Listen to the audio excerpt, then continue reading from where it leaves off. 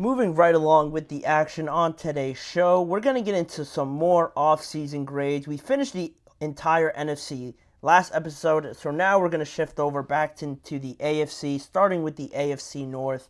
Some very good teams here. Browns, Bengals, Steelers, and Ravens, all except the Bengals made the playoffs last year, so this offseason was critical. When you have a good year last year, you want to continue to build on that. At least you don't want to get that much worse, but that was the case for some teams, at least in my opinion. So with that being said, we're going to get started with the first team I wanted to talk about on the grading system for the AFC North, and that is the Baltimore Ravens. I gave them a B. I think with how much better they got quality-wise, not so much quantity. Obviously, when you get Derrick Henry in your team, you're going to obviously improve on that side of the ball. On the offensive side of the ball, having him and Lamar in the backfield is going to be sensational. It's going to be almost as close to unstoppable as you can get, but it seems like they had more losses than they got better with the few acquisitions that they brought in, if that makes sense. You know, the offensive line is a big one for me. With bringing in Derrick Henry, you want to make sure you have an absolute unit of a line up there, but some of the departures on that, end of things really concerned me, with Kevin Zeitler moving on to the Detroit Lions, Morgan Moses moving on to the Jets, and also John Simpson also joining him with the New York Jets. That's three of your starters now gone, and they did draft an offensive lineman, I want to say, in the second round, but where they find the pieces to piece that together and, put out a good product, at least to live up to the standard that you set last year with how dominant the Ravens were in the running game and building around Lamar Jackson, I think is crucial. So right now, I'm a little bit uneasy on how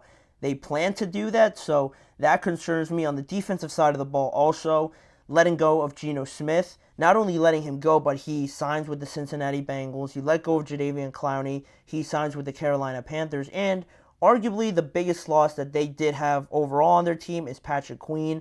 They didn't attempt to re-sign him, and he signs with none other than the Pittsburgh Steelers. We love that. We love that as a Steelers fan. But they were able to re-sign Justin Madubuike, which is awesome for them. He had a breakout year, which was huge.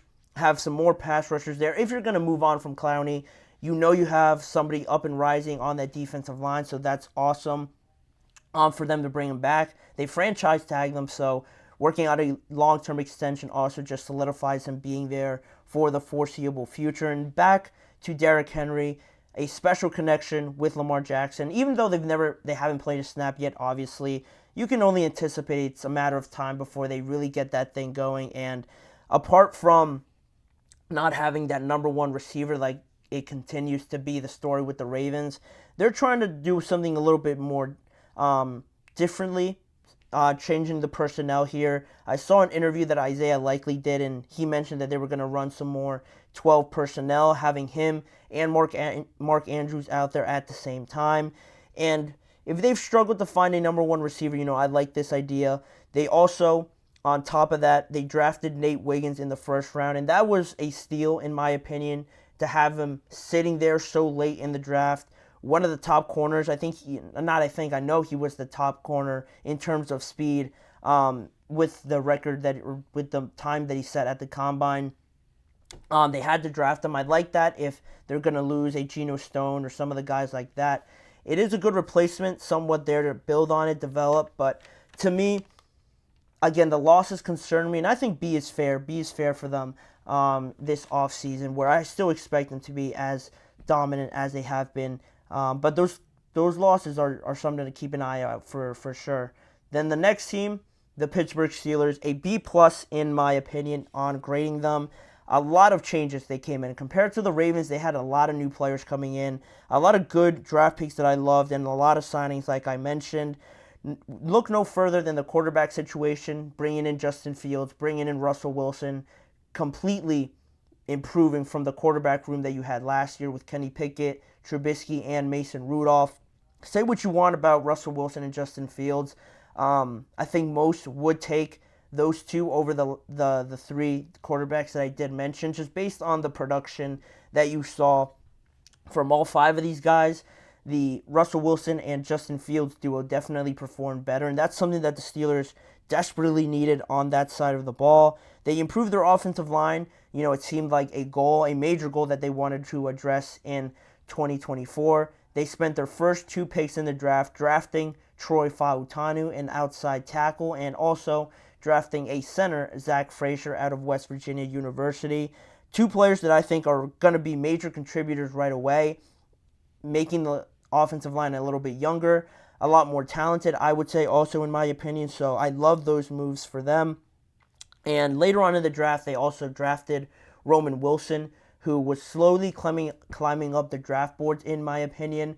Had a great year at Michigan, just buying into that system. And even though they didn't pass the ball as much as some other teams, he was a crucial part, had a great connection with J.J. McCarthy, and I think he could do some special things here in his first year for the Steelers. You look also at another draft pick I really liked that I just had to mention was Peyton Wilson at the linebacker position. He won the Best Linebacker of the Year award last year, and there were major injury concerns about his knees. He had some serious knee injuries during his time in college. He actually doesn't have an ACL, I want to say, in his right knee. I think that's right. I had a 50% chance. It's either his right knee or his left knee that he doesn't have an ACL, but clearly the Steelers weren't too concerned about it, and to get him in the 3rd round, I think, again, was a steal. For a guy of that talent, he claims to be very healthy. He claims to not have any trouble with that knee, so if he can perform anything like he did in college, that'll be a huge, huge addition to their defense. And also, I'd like the trade for Dante Jackson for Deontay. I think Deontay sort of ran his course with the Steelers. Didn't really take that next step, so on top of that, I'd like that addressing a position of need, especially at the defensive back position with Joey Porter Jr. on one side. You needed more help around him. I think they got better there. The only real things that loom over this team right now are finding some more wide receivers, a wide receiver too. Do some people believe in Van Jefferson and Roman Wilson and Calvin Austin? Names that don't pop out at you right away, so a need for a wide receiver too, an experienced one I think is much needed. And also the contract situations with Cam Hayward and Najee Harris. Could this be their last year in Pittsburgh? That'll be something to monitor going forward, but I think definitely more positives than negatives with the Steelers, so I gave them a B+. Then we move on to the Cincinnati Bengals, a C+, the lowest grade in this division for me because, again, they lost more, or they could potentially lose more than they brought in. Trey Hendrickson, in his situation of requesting a trade, wanting more guaranteed money, and just how unhappy he was at a time, but now it seems like he's turned the page. I don't really find a middle ground there with Trey Hendrickson being so iffy on where he stands. He wants a contract, but he's also satisfied with being a Cincinnati Bengal. I'm just not convinced that situation is just going to go away. So that's one thing. Then you get to the T. Higgins side of things, and he's franchise tagged. He still remains the only franchise tagged player to not agree to a long-term deal. Because of that, I feel like this will be his last year. I don't see them extending him and also giving Jamar Chase top-of-the-line wide receiver money. With Joe Burrow being the highest-paid quarterback in the NFL, that doesn't really work out for me. Then you move on to some other losses that they had. They lost arguably their top corner, Chidobe Awuzie, that you see there on your screen in the black and white. He moved on to the Tennessee Titans, and they already had little depth there, and now to lose him, they're forced to move one of their young defensive backs, Dax Hill, from the safety position to try out at defensive back. And how that transition goes, he could be great at it, but ideally you don't want to do that, obviously. So losing him will be major for them. Then they dealt Joe Mixon to try and get a little bit cheaper there. And you always, understand that point from a salary cap point of view. But to bringing Zach Moss and not really holding the same value, I think, compared to a Joe Mixon and how vital he was for this offense, again, I didn't really like that too much. And especially to trade him to the Texans as if that team needed any more help. He goes there. They're a juggernaut, and now the Bengals, already not too prominent in the run game, to bring in Zach Moss. I would need more convincing there, surely, to really buy into that whole idea. But on the positive side, they did add Sheldon Rankings, who was one of the more underrated defensive tackles in the NFL. They also brought in some more security in signing Trent Brown to have him on the opposite side of Orlando Brown on each side. Now you have two great offensive tackles there to protect Joe Burrow. So that should be some positives, but I think overall, I don't like the loss of Chidobe Awuzie. I don't like how they've handled T. Higgins, his contract situation, and also with T. Higgins, Trey Hendrickson, and losing Joe Mixon. There's too many losses there of too many important players that might not seem like a big deal right now because you still have Jamar, Joe Burrow. Obviously, that is a lot more than some teams have to work with, but I think over the long stretch of things, over the season, I think it could come back to bite them in the end. So for me, that's a C+ for the Bengals. Lastly, I saved the Browns because they didn't really do too much.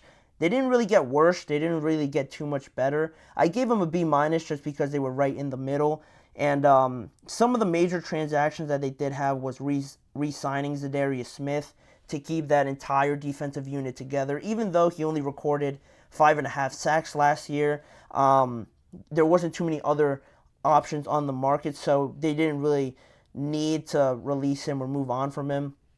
To keep him, I think, was a good move for them. The biggest move that they did make was trading for Jerry Jeudy to try and complement Amari Cooper, but they only gave up a 5th and a 6th round pick for him to Denver, so because it was so low cost and because also Jeudy hasn't really taken that next step, I'm a little 50-50 on it. He could be good. He was very good at Alabama, but at the same time with Denver, he hasn't really shown too much of that talent that got him drafted in the first round. So the trial's still out on him. Can he really be a great number 2 to Amari Cooper? But we'll see. Didn't really move the needle too much for me. And along those lines with Amari Cooper, he has a contract extension that he is trying to negotiate. So I don't know if he will hold out. He wasn't there for mandatory minicamp. At least I don't think he was there. He didn't report. And now towards training camp, inching closer to that, you'd hope that they get an extension done before that point in case there is any chance that he does hold out. You want to have all your pieces there to get this thing rolling as early as possible with Deshaun Watson. Also, like I mentioned in previous episodes, having the pressure on him to perform. You want all your playmakers there. And where that moves this team, they're basically the same team as they were last year. And they were a good team last year, but it is some of those pieces that were injured that are already on the team. You didn't have to improve this team too much, obviously, with the defense being a top 5 defense. Offensively, Amari having another solid year. The running back position with Nick Chubb, you hope that he is back to 100% sooner rather than later, but Jerome Ford proved to be a viable option there as well. So this team didn't really have to do much, so I saved them towards the end. I give them a B- because they didn't really move the needle too much for me. They're still going to be good, I believe, but a lot of it has to do with Deshaun Watson. So that's going to be a big turning point for them, a big point of emphasis going into this year. But that does it for the grades. That does it for my list with the AFC North. Leave your guys' thoughts on the grades I got. Was I too harsh on the Bengals maybe? Do you buy more into the Cleveland Browns more so than I do? Leave your guys' thoughts in the chat box or in the comments section after this episode has finalized. And in saying that, we're going to take another break from this show. But when we return, 2 more topics to talk about. We're going to be delving into more of the running back position with the Los Angeles Rams. I'm a big fan of what they did in the offseason, and the running back position is a big reason why. Kyron Williams talks about the addition of Blake Corum and how that could help their offense, plus some news off of the field. Marvin Harrison Jr. signs with New Balance, and he is set to debut their first ever football cleat in 2024. I'll give you guys the details of that and show you guys some of the pictures of some sweet looking cleats when we return after this break. We'll be right back in just a few seconds.